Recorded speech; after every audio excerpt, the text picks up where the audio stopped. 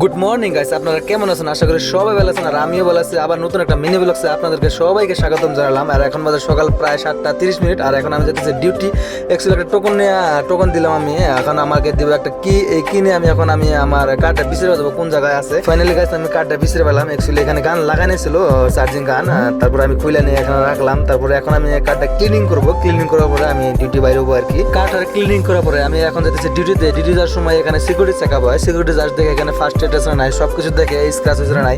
যদি কোনো ধরনের স্ক্র্যাচ থাকে আমি ওগুলা ভিডিও ফটো করে রাখছি নাই। যদি না রাখি পরবর্তী আমার ওগুলা মানে পেনাল্টি লাগার সম্ভাবনা থাকে, তার জন্য আমরা সব ভিডিও করে রাখি যাতে আমাদেরকে পেনাল্টি লাগাতে পারে না। আর অ্যাকচুয়ালি এই সিকিউরিটি দেখতেছেন, এটা আসামের, খুব ভালো লাগে আর কি। আল্লাহর কথা কয় কার নিয়ে বাইরের লগে লগে আমার দিল সিটি থেকে এয়ারপোর্টের একটা রাইড মানে বুকিং দিল। এখন আমি যেতেছি কাস্টমারকে পিক আপ করবার নিকা। তো আপনাদেরকে দেখাই যে স্ক্রিনশটে আপনারা দেখেন যে কিরকম 20 মিনিট ওয়েটিং করার পরে কাস্টমার হলো। কাস্টমারের লাগেজ নিয়ে আমি ডিগ্রিতে রাখলাম। এখন আমি এখান থেকে যাবো এয়ারপোর্টে যাই নাকি ড্রপ। তো আমি এয়ারপোর্টে কাস্টমারকে ড্রপ করলাম। তো বন্ধুরা আমার একটা কথা খারাপ লাগে যে কাস্টমার গুলো আমাদেরকে মানে সবসময় লেট করে, 20 মিনিট 30 মিনিট 40 মিনিট এরকম করে লেট করে।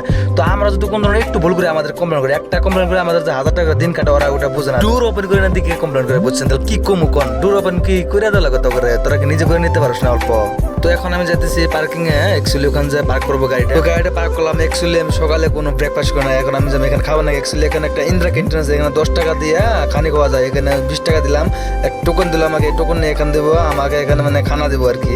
তো অ্যাকচুয়ালি এটা হলো কর্ণাটক রাজ্যের ইন্দিরা ক্যান্টিন। তো আমি ব্রেকফাস্ট করে আয়া গাড়িতে বললাম। অ্যাকচুয়ালি পুরো ঘুম লাগতেছে, বুঝছেন? তারপরে আমি বললাম, ভাবলাম একটু ঘুমাই নেই। পুরো আমি আধা ঘন্টার মতো ঘুমাই নিলাম, প্রায় 2 ঘন্টা ওয়েটিং করার পরে এখন আমাকে পাঠালো টার্মিনাল 2 এ অ্যারাইভেলস পিক আপ পয়েন্ট। এখানে কাস্টমারকে নিয়ে সিটিতে ড্রপ করা লাগবে। আমার সামনে দেখেন একজন কাস্টমার পিক আপ করলো। অ্যাকচুয়ালি আমি এরকম করে পিক আপ করে নিয়ে সিটিতে ড্রপ করলাম। তো ড্রপ করে ভাবছিলাম আমি একটু চা খাবো, না এখানে দাঁড়াইছিলাম, তা কি কমু বন্ধু, তা খাইতে পারলাম না। অ্যাকচুয়ালি আমার আরেকটা রাইডে এখন আমি ওই কাস্টমারটা পিক আপ করা যাইতেছি। অ্যাকচুয়ালি বন্ধুরা কি কমু, মানে এত কষ্ট লাগে আর কি। 12 ঘন্টা ডিউটি যায়, কত সময় 13-14 ঘন্টা ডিউটি করি, আর কোন সময় টাইমে পাওয়া না, বুঝছেন? যে কত কষ্ট বিদেশে। তো বন্ধুরা ডিউটি করতে করতে আমার নিজেরই অবস্থা নেই, বুঝছেন? তার মানে একটা রাত দিয়ে শেষ করে আরেকটা রাত দেয়, আরেকটা রাত দিয়ে শেষ করে আরেকটা রাত দেয়। তো এরকম করে করে আমি মানে খাবার টাইম মানে আমার যে মুখের অবস্থা কিরকম হয়ে গেছে। তো এখন অ্যাকচুয়ালি আমি এখন যাচ্ছি খাবার জন্য আর কি। একটা পরে একটা রাত দিয়ে থেকে মানে খাওয়ার টাইম পাই না, বুঝছেন? তো এখন আমি ফাইনালি কিছু খাইতেছি। তো খিদে লাগছে না বন্ধুরা, কি কম, মানে আমি চোখে না দেওয়া হয়ে গেছি। পরে আমি এটা ঘুগনি খাইলাম, এটা খাই হইলো না, পরে আমি আরেকটা নিলাম মুড়ি ভর্তা। তো এখন আমার ডিউটি শেষ হবো। তো আজকে বইটা কেমন লাগলো সবাই কমেন্ট করে জানাবেন। আর এমন ধরনের মিনি ব্লগ যদি দেখতে চান সবাই আমার আইডিটা ফলো করেন। Thank you so much.